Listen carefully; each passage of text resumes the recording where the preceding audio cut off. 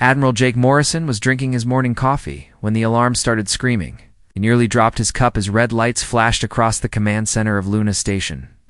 Officers ran to their posts while screens lit up with data that made his blood run cold. Her voice was steady, but Jake could hear the fear underneath. 3 times bigger than our largest battleship. Jake set down his coffee and walked to the main display screen. The alien ship looked like a giant metal cathedral floating in space, dark and threatening, with weapon ports that could be seen even from this distance. He had trained for this moment his whole life, but seeing it happen still made his heart race. "Get me President Sullivan on the secure line," he ordered. "And wake up Commander Park. We're going to need her language skills." Within minutes, the alien ship sent its first message. "Your world is now ours. Submit to our rule, or we will destroy every living thing on your planet. You have 3 days to surrender." The command center went silent. Jake could hear people breathing, hear the quiet hum of computers, hear his own heartbeat. Then Captain Ryan Bell spoke up from the tactical station. "Admiral, should I prepare the fleet for battle?" Jake looked at the 12 ships that made up Earth's defense force. Good ships, well-trained crews. But 12 against one massive alien dreadnought seemed like sending children to fight a giant. "Not yet, Captain. Let's see what we're really dealing with first."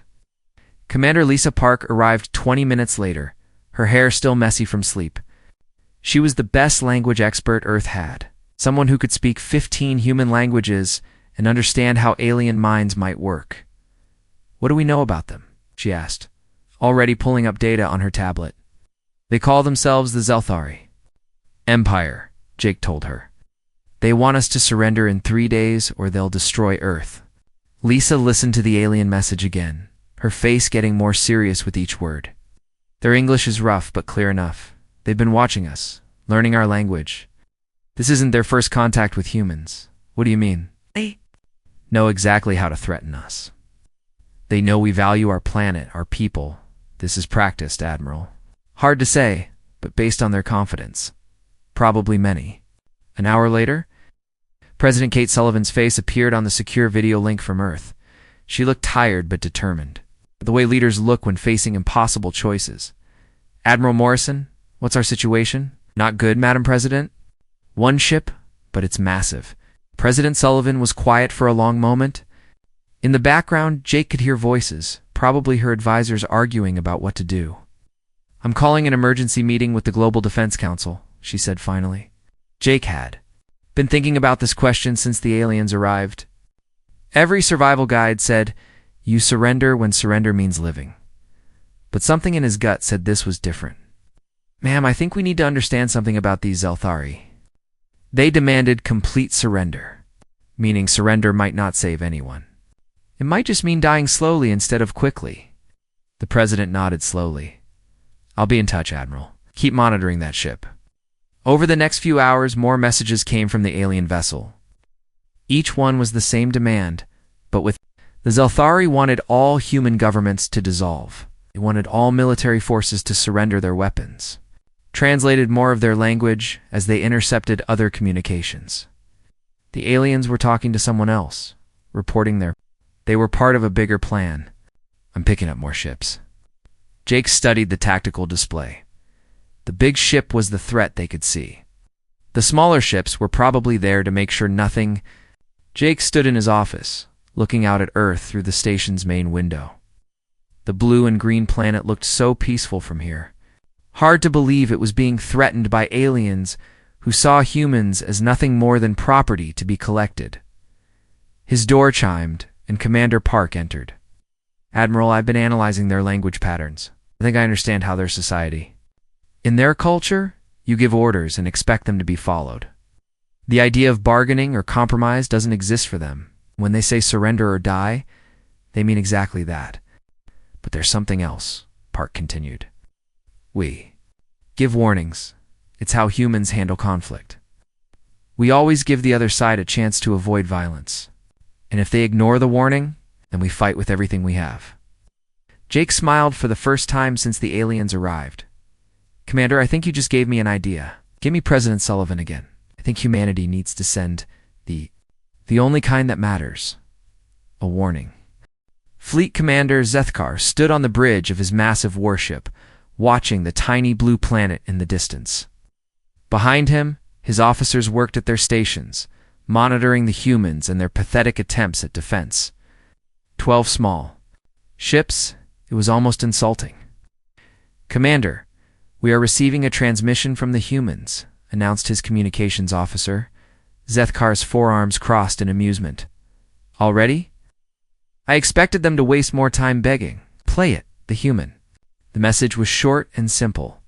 A single voice, calm and steady, speaking words that made Zethkar laugh out loud. "Leave now. This is your only warning." The bridge crew joined their commander's laughter. In 17 planetary conquests, Zethkar had never heard anything so ridiculous. Species with 12 ships warning an empire that ruled 300 worlds. "Send a reply," Zethkar ordered. "Tell them their warning is amusing. Remind them they have 2 days left to surrender." On Earth, Captain Sam Rodriguez was not laughing. He stood in the evacuation center in New York, watching as families loaded onto transport ships. But something was wrong with this evacuation. It was too calm, too organized. People were not running in panic. They were moving with purpose. Captain called Lieutenant Amy Foster from her mobile command unit. "The underground networks are reporting ready status," Sam nodded. For 50 years since humans first detected alien signals from space, they had been preparing for this day. Every major city had tunnels. Every family had emergency supplies. Every citizen knew their role in what the government called Operation Last Stand. "What about the resistance cells?" Sam asked. "All activated, sir. They know what to do if the aliens land." Amy looked at her tablet, checking reports from around the world. In London, families were disappearing into subway tunnels that led to bunkers no alien scanner could detect. In Tokyo, entire neighborhoods were going dark as people moved to underground cities built beneath the busy streets. But it was not just hiding in factories around the world. Workers were changing their production lines. Car factories started making military vehicles. Computer companies began producing military communication equipment. Even toy companies were now making parts for weapons. Dr. Paul Grant sat in his office deep beneath the Rocky Mountains. For 30 years, he had been the head of the Terran Research Institute, Earth's most secret science organization. Around him, screens showed hidden facilities across the solar system coming online. Dr. Grant, his assistant, called. "The lunar installations are ready. The asteroid facilities are reporting full power." Paul smiled. The aliens thought they were facing a weak species with primitive technology. They had no idea what humans had built in secret. Mining operations on asteroids that were really weapon platforms. Research stations on moons that were actually military bases. Cargo ships that were disguised warships. "What about the gravity generators?" Paul asked. "Still experimental, sir? We've never tested them at full power? Well, we might need to try them soon." On Mars, Colonel Beth Adams stood in what looked like a mining facility. Red dust covered everything, and the buildings looked like simple prefab structures. But beneath the surface, she commanded one of the most advanced military bases in the solar system. "Colonel, we're getting reports from Earth," her communications officer said. "The aliens are broadcasting their response to our warning." Beth listened as the alien commander's voice filled the room. He was laughing at humanity's warning, calling it pathetic and amusing. He was telling other ships in his fleet about the funny humans who thought they could threaten the mighty Zelthari Empire. Or, sir, he's broadcasting this to his home worlds. The communications officer continued. "Thousands of aliens are watching this, waiting to see Earth destroyed." Beth smiled coldly. "Good. Let them watch." Back on the alien flagship, Zethkar was enjoying himself. He had ordered his fleet to move closer to Earth, wanting to give his people back home a better view of the planet's destruction. His ships. Cameras were sending live feeds across the Empire, showing the mighty Zelthari fleet advancing on the helpless human world. "Commander," his tactical officer reported. "We are detecting strange energy readings from various locations in the system." Waved a dismissive hand. "Probably their primitive industries shutting down in fear. Continue the advance." The 72-hour deadline was approaching. On Earth, President Sullivan met with her cabinet for the last time. The meeting was held in a bunker 2 miles underground. Connected to similar bunkers around the world by communication systems the aliens could not intercept. "The warning has been delivered," she announced to the room. "They have ignored it.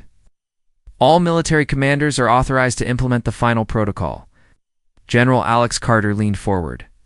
"Madam President, are you sure about this? Once we start, there's no going back." "General, 50 years ago, our scientists detected alien signals. We knew this day would come. We prepared for it. Now we find out if our preparations were enough. And if they're not..." President Sullivan looked around the room at the faces of her advisors. "Then at least the galaxy will know that humans keep their word. When we give a warning, we mean it." Admiral Morrison received the final authorization at Luna Station. Around him, his crew prepared for battle with the quiet efficiency of people who had trained for this moment their entire lives. Admiral Commander Park said softly, "Are we really going to fight them?" Jake looked at the massive alien ship on his screen. It was close enough now that he could see the details of its hull, the weapon ports, the smaller ships surrounding it like hungry sharks. Commander Humanity gave them a warning. They laughed at it, broadcast their mockery to their entire empire. "They want to make an example of us. And now, we make an example of them." The 72-hour deadline expired at exactly midnight Earth time. Across the solar system, hidden facilities powered up weapons that had never been fired in anger. Disguised ships dropped their false identities and revealed their true military nature. Underground bunkers opened to release fighters who had been waiting in secret for decades. On his flagship, Zethkar was still laughing when the first human attack hit his forward shields. The laughter died in his throat as alarms began screaming. Throughout his ship report, he shouted, "Commander, we are under attack. Multiple ships coming from all directions." Zethkar stared at his tactical display in shock. The 12 human ships had become 60. No, more than that. Ships were appearing from behind asteroids, emerging from gas clouds, rising from the surfaces of moons. Where had they all come from? "Impossible," he whispered. But Admiral Morrison's voice came over the communication channel, calm and steady, speaking words that would be remembered across the galaxy. "Fleet Commander Zethkar, you were warned." Chose to ignore that warning. "This is the consequence of threatening humanity." The battle for Earth had begun. Engineer Tony Clark sat in his control room on asteroid mining station Delta 7 for 20 years. He had been placing explosive charges in asteroids, breaking them apart to collect valuable metals. Today he was using those same explosives for a very different purpose. "All stations report ready," his assistant called out. "We have 37 asteroid fields armed and waiting." Tony watched his screens as the alien fleet moved through space toward Earth. They were flying in perfect formation, confident and proud. They had no idea they were entering the largest minefield in human history. "Wait for it," Tony whispered, his finger hovering over the detonation button. Wait for it. The lead alien ships entered the asteroid field. On his screen, Tony could see they were scanning for threats, looking for hidden ships or weapon platforms. They never thought to scan the asteroids themselves, no, Tony said, and pressed the button. Space lit up like a fireworks display. Asteroids exploded at once, sending chunks of rock and metal flying in all directions. The alien ships, caught completely by surprise, took massive damage. 3 of their smaller vessels were destroyed instantly. The larger ships had their shields overloaded and their hulls cracked. On the alien flagship, alarms screamed as the ship shook from multiple impacts. Fleet Commander Zethkar grabbed his command chair to keep from falling. "Damage report," shouted. "Forward shields at 30%. Hull breach on decks 7 through 12. We have casualties," his damage control officer reported.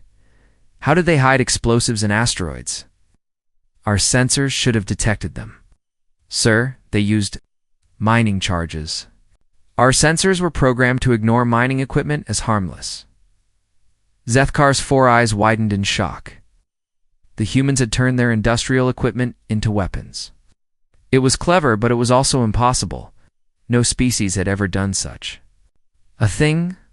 All ships, combat spread formation. Watch for more traps. But the traps were just beginning.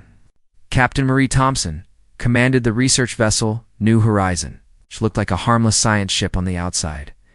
Inside, it was something very different. "Marie, this is Admiral Morrison. You are clear to drop your disguise." Marie smiled and turned to her crew. "You heard the Admiral? Activate combat configuration." The New Horizon began to change. Panels slid away to reveal weapon ports. Cargo bays opened to show missile launchers. The engine section reconfigured to show military-grade thrusters.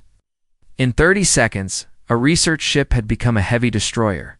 All fake civilian vessels. "This is Thompson. Time to show our true colors." Across the solar system, 60 ships that looked like cargo haulers, passenger liners, and mining vessels revealed themselves as disguised military ships. The aliens watched in horror as their tactical displays updated to show they were facing not 12 ships, but over 70 combat vessels. Lieutenant Commander Ben Parker was waiting in an underground bunker on Europa, one of Jupiter's moons. The aliens had scanned Europa and found only ice mining operations. They had no idea that beneath the ice, humans had built a military base that could house 10,000 soldiers. "Ben, this is Luna Control. You are go for Operation Surprise." Ben grinned and turned to his men. "Gentlemen, time to introduce ourselves to our alien visitors." The ice above them cracked open like an egg. Hidden launch bays revealed fighter squadrons that had been waiting in the cold for months. The small, fast ships launched into space, heading straight for the alien fleet. But Ben was not just commanding fighters. Hidden in the ice were also missile silos, railgun platforms, and defensive shields that could protect the base from orbital bombardment. Europa was not just a moon, it was a fortress. Dr. Nina Hayes stood in the most secret laboratory on Earth, 3 miles beneath the surface. Round her, machines hummed with power that could tear space itself apart. She had spent 15 years working on gravitational manipulation technology that was supposed to be used for faster-than-light travel. Today, she was going to use it as a weapon. "Dr. Hayes," her assistant said nervously, "the calculations showed this could be very dangerous. We might damage our own ships." "That's why we're only using it at minimum power," Nina replied. "Just enough to show the aliens that humans understand forces they cannot even imagine." She activated the gravitational generators hidden throughout the solar system. Invisible waves of distorted space-time began to affect the alien fleet. Their ships designed for normal space combat suddenly found themselves dealing with gravity. Fields that pulled in different directions. The smaller alien ships began to lose formation as their navigation systems failed. The larger ships found their weapons missing their targets as the gravity fields bent their energy beams. Some ships were pulled toward planets they had been safely avoiding. Admiral Morrison watched the battle from Luna Station. The plan was working better than he had hoped. Aliens were confused, damaged, and scared. Their perfect formation had become a scattered mess of ships trying to figure out what was happening to them. "Admiral, we're receiving a transmission from the alien commander," Commander Park reported. "Put it through." Zethkar's voice came through, no longer confident and amused. Now he sounded angry and worried. "Humans, what weapons are you using?" "This is impossible." Admiral Morrison picked up his microphone. "Commander Zethkar, you have experienced only the beginning of human defensive capabilities. You were warned to leave. That warning still stands. Cannot defeat the Zelthari Empire. We have conquered worlds with civilizations far more advanced than yours." Perhaps Morrison replied calmly. "But you have never faced humans before. We prepare for the worst and hope for the best. Today, you are learning the difference." Battle continued to rage across the solar system. Human ships, using tactics that confused and surprised the aliens, struck and disappeared. Weapons that should not exist according to alien science tore through their formations. Facilities that appeared to be harmless mining operations revealed themselves as military bases, Captain. Don Murphy led his fast-tack squadron through the alien fleet like sharks through a school of fish. His ships were smaller and faster than Anything the aliens had, it could not match the firepower of the alien vessels, but they did not need to. They struck at weak points, damaged key systems, and disappeared before the aliens could respond. Murphy, this is Morrison. Status report, Admiral. The aliens are trying to retreat, but we have them surrounded. Their commander is calling for reinforcements. Any word on reinforcements? Our long-range scanners show more alien ships heading this way, but they are still days away. Morrison nodded. It was what he had expected. The aliens had planned for a quick victory over a weak species, and not planned for a real fight. All ships continue the attack.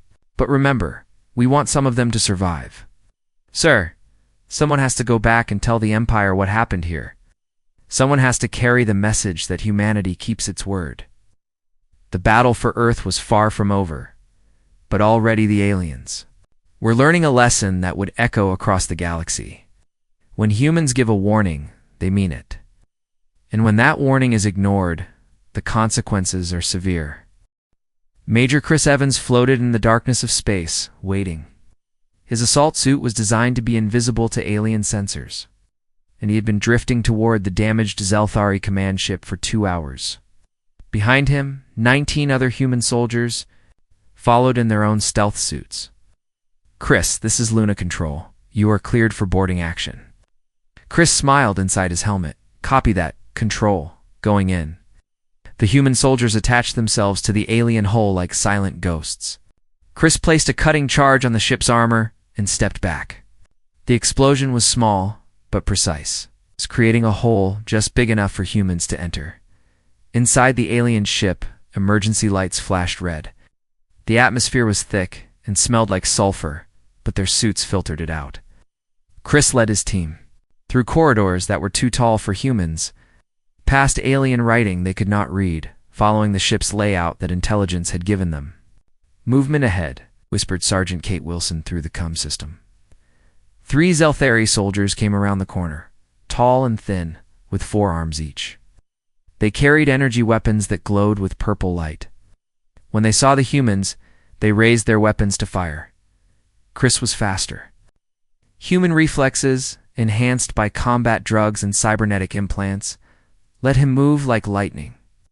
His rifle fired armor-piercing rounds that went through alien armor like paper. The 3 Zelthari fell before they could pull their triggers. Moving, Chris ordered. We need to reach their command center. The aliens had expected to fight humans in space, ship against ship. They had not expected humans to board their vessels and fight them face to face, in the close quarters of ship. Corridors, human soldiers had every advantage. They were smaller, faster, much more violent than the aliens had expected. Commander Jane Miller sat in the pilot's seat of the stealth ship Ghost Protocol. Her vessel was completely invisible to alien sensors, using technology that bent light around the ship. For 6 hours, she had been following the alien fleet, studying their formations, and looking for weaknesses. Jane, this is Admiral Morrison. What's your status? Admiral, I've identified their command structure. The big ships are giving orders to the smaller ones through tight beam communications. If we take out their command vessels, the rest of the fleet will be confused. Can you target their command ships? Jane looked at her tactical display. 3 large alien vessels were coordinating the attack on Earth. They stayed in the center of the formation, protected by smaller ships, thinking they were safe. I can get close enough for a torpedo run, but it's going to be dangerous. Do it. Jane activated her ship's attack systems. The Ghost Protocol carried experimental weapons that could penetrate alien shields. She had never used them in combat before, but today seemed like a good day to try. Her ship slipped through the alien formation like a shark through sleeping fish. The aliens could not see her, could not detect her, had no idea death was approaching until her torpedoes struck. Their command ships, 2 of the 3 alien command vessels, exploded instantly. The third was heavily damaged, its communication systems destroyed. Suddenly, hundreds of alien ships found themselves without orders, without coordination, without leadership. Fleet Commander Zethkar watched his fleet fall apart around him. Half his ships were damaged or destroyed. His remaining vessels were scattered across the solar system. being hunted by human fighters that appeared and disappeared like ghosts. His communications with the Empire had been cut off. "Commander, we must retreat," his tactical officer begged. "We cannot win this battle." Zethkar wanted to retreat, but the humans had surrounded his fleet. Every time his ships tried to escape, fast human vessels appeared to block their path. It was like being trapped in a cage made of starships.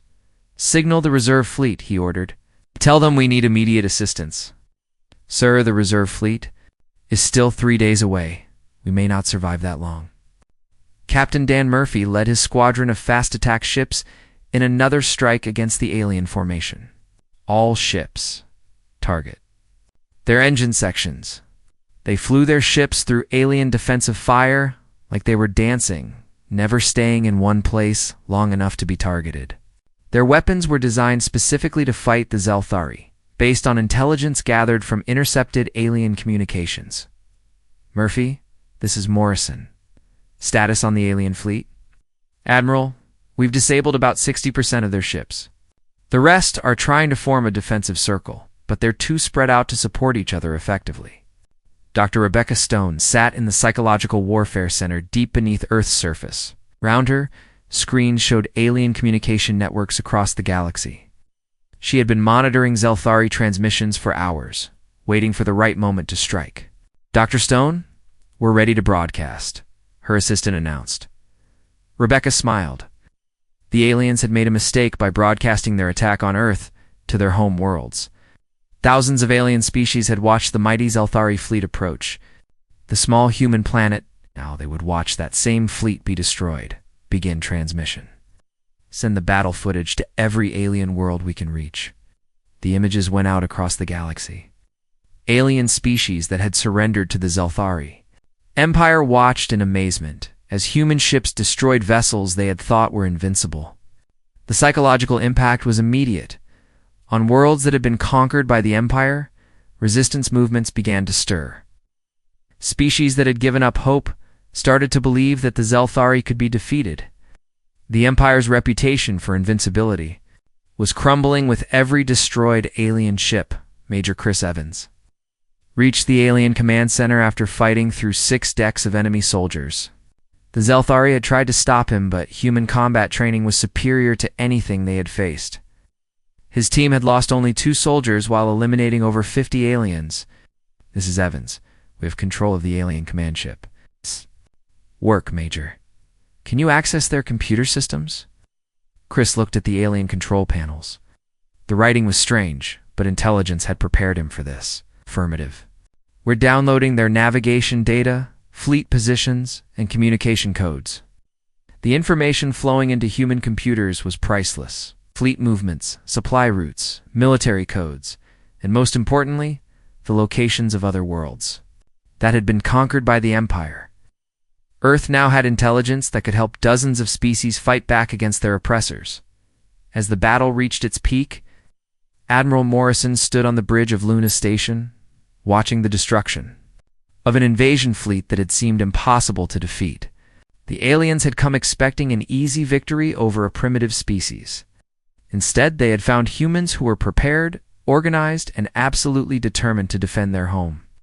"Admiral, the alien commander is requesting to speak with you," Commander Park reported. "Put him through." Zethkar's voice was different now. Arrogance was gone, replaced by something Morrison had never heard from an alien before. Fear. "Human Admiral I request terms for surrender." Morrison looked at the tactical display. The 200 ships that had attacked Earth, fewer than 50 were still functional. The rest were either destroyed or disabled, floating helplessly. "In space, Commander Zethkar, you came to Earth demanding our surrender. You ignored our warning. Now you ask for mercy. Please, my crew. They do not deserve to die for my mistakes." Morrison considered this. The battle was won, but the war was just beginning. The Zelthari Empire would send more fleets, more ships, more soldiers, but first they needed to understand what they were really facing. "Very well, Commander. You may retreat with your surviving ships, but you will carry a message back to your Empire." "What message?" "That humanity gave you one warning, as is our custom. You ignored it. This is the consequence. And if your empire threatens Earth again, there will be no warning next time. 3 weeks after the battle, Admiral Morrison stood on the observation deck of Luna Station. Watching the cleanup operation, pieces of alien ships floated in space like broken toys. Human salvage crews worked carefully to collect the wreckage, studying every piece of technology they could find. "Admiral, the final casualty reports are in," Commander Park said. Walking up beside him, Morrison took the tablet and read the numbers. 43 human ships had been damaged. 12 were destroyed completely. 218 human. Soldiers and crew members had died defending Earth. It was a heavy price, but considering what they had faced, it could have been much worse. What about the aliens? 167 ships destroyed or captured. Fewer than 30 escaped back to their territory. We estimate over 50,000 Zelthari casualties. Morrison nodded. The numbers told the story clearly. Empire that had conquered 300 worlds had been defeated by a single planet that was supposed to be weak and primitive. President, that might be listening. Her message was broadcast on every frequency humans could reach, translated into dozens of alien languages. "People of Earth and beings across the galaxy," she began. 3 weeks ago, the Zelthari Empire came to our world demanding surrender. They threatened to destroy every living thing on Earth if we did not submit to their rule. She paused, looking directly into the camera with calm confidence. "We gave them one warning, as is the human way. We told them to leave. They laughed at our warning and ignored it. Today, the remains of their invasion fleet drift in space around. Our planet is proof that humans mean what they say."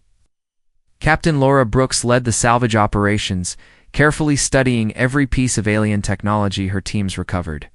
The Zelthari had advanced weapons and faster-than-light travel, but their computer systems were surprisingly vulnerable to human hacking techniques. "Captain, we've broken into their navigation computers," reported Lieutenant Tom Garcia. "We have star maps showing the location of every world in their empire." Laura smiled. "What about their military codes?" "We have those too. Fleet movements, supply schedules, communication frequencies. Recently, which species might be willing to rebel against their alien masters?" Major Kevin Turner sat across from a captured Zelthari officer in a secure interrogation room. The alien, whose name was something humans could not pronounce, looked nothing like the confident invaders who had arrived weeks earlier. This one was scared and confused. "Tell me about your empire's reaction to the battle," Kevin said through a translation device. The alien's 4 eyes darted nervously around the room. "The High Command is ... concerned. They do not understand how you defeated us. Fleet Commander Zethkar has been stripped of his rank and is being questioned. What about other worlds? The ones your empire conquered? Others have stopped sending tribute. The empire is sending fleets to restore order, but the fleets are smaller now. The High Command is keeping more ships at home, in case humans attack the empire directly." Kevin leaned back in his chair. The psychological impact of Earth's victory was spreading faster than any human ship could travel. By winning one battle, humanity had inspired resistance movements across an entire galaxy. Dr. Patricia White analyzed the data coming in from monitoring stations around the galaxy. Her job was to understand how other alien species were reacting to news of Earth's victory. The results were better than she had hoped. Dr. White, her assistant, called out, "We're receiving a message from the Kellery Republic. They want to establish diplomatic relations with Earth." Patricia looked at her star charts. The Kellery were a species that had been fighting the Zelthari Empire for decades. Until now, they had been losing slowly but steadily. They're offering to share intelligence about Empire fleet movements in exchange for human military advisors. Similar messages were arriving from across the galaxy. Species that had never heard of humans were suddenly very interested in making contact with the planet that had humbled the mighty Zelthari Empire. 6 months later, Admiral Morrison received a visitor he had not expected. Fleet Commander Zethkar, the alien who had led the attack on Earth, requested permission to visit Luna Station under a flag of truce. "Why should I let him come here?" Morrison asked President Sullivan during their secure video call. "Because he might have information we can use." and because it sends a message to the galaxy that humans are reasonable, even with former enemies. Morrison was not sure about that, but he agreed to the meeting. When Zethkar arrived, he looked very different from the confident commander who had demanded Earth's surrender. His uniform was simple, without the decorations of rank. His 4 arms hung at his sides in what Morrison recognized as a gesture of defeat. "Admiral Morrison," Zethkar said through his translator, "I come to offer you information about my former empire." "Why would you help us?" "Because the empire has abandoned me. They blame me for the defeat at Earth, but they do not understand that the defeat was inevitable. You prepared for war, while they prepared for easy conquest." Zethkar provided detailed information about Empire military capabilities, political structure, and internal conflicts. He confirmed what human intelligence had suspected. The Empire was fracturing as conquered worlds rebelled and member species questioned the leadership that had suffered such a humiliating defeat. "The Empire will send another fleet to Earth," Zethkar warned. "But it will take time to gather ships from across their territory. And it will be smaller than the force I brought because they need ships to fight rebellions on dozens of worlds." Morrison nodded. "When perhaps 2 years? Maybe 3. And what do you think?" Zethkar looked directly at Morrison with all 4 of his alien eyes. "I think the Empire has never faced a species like humans before. Out. You do not conquer worlds for glory or resources. You do not expand your territory to show your strength. You simply defend what is yours, but you defend it completely." 1 year after the battle, Earth had become the center of a growing alliance of species fighting against the Zelthari Empire. Human military advisors were training alien resistance fighters. Human engineers were helping other worlds build defensive systems. Human diplomats were negotiating treaties between species that had been enemies for centuries. The Zelthari Empire, which had once ruled 300 worlds, now controlled fewer than 100. Dozens of species had declared independence, fighting rebellions everywhere. Admiral Morrison stood in the same place on Luna Station where he had first seen the alien invasion fleet. But now, instead of looking at empty space, he watched as ships from a dozen different species arrived and departed on diplomatic and military missions. Admiral Commander Park said, joining him at the observation window, "The latest intelligence reports show that 3 more worlds have declared independence from the Empire this week." Morrison smiled. "All because we gave them 1 warning." "Do you think they'll come back?" "The Empire, I mean." Morrison considered the question. Intelligence suggested that the Empire was planning another attack, but it would be much smaller and face not just Earth, but Earth's new allies. "Probably, but they'll find us ready. And next time, there might not be a warning at all. When they give a warning, it should be taken seriously. Yes. And when they make friends, they are loyal to the end." Earth had not conquered an empire through force. Oh, they had destroyed it through something much more powerful, keeping their word. In a galaxy full of species that lied, cheated, and broke promises, humanity's simple honesty had become their greatest weapon. The Empire had menaced Earth, expecting easy conquest. Instead, they had created their own destruction, one ignored warning at a time.